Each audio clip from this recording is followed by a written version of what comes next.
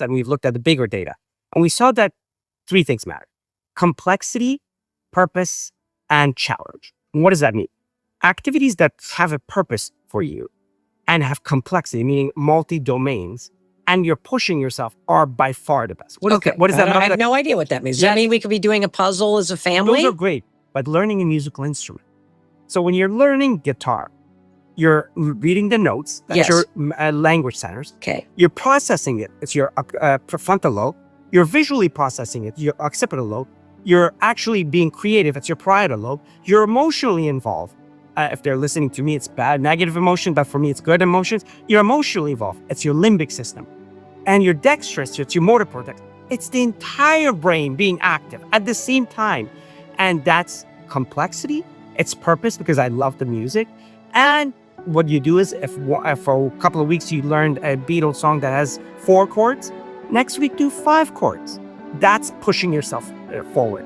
If you're learning dancing, if it's a 3-step dance, next week do 5-step dance.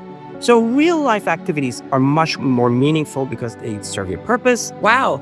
Anything else that counts? Reading books, book clubs, staying active? Because I know people are going to be like, well, how do I engage my brain? I'm 70, I'm 80, I'm this, I'm the other thing. All of those have complexity in them, right? Right. So, but if you're reading, read, recite, and rewrite. That gives another level of complexity. So you just read a book, not a whole book, but a chapter. Now think about it, process it, rethink it, and rewrite it. That brings the entire brain into effect.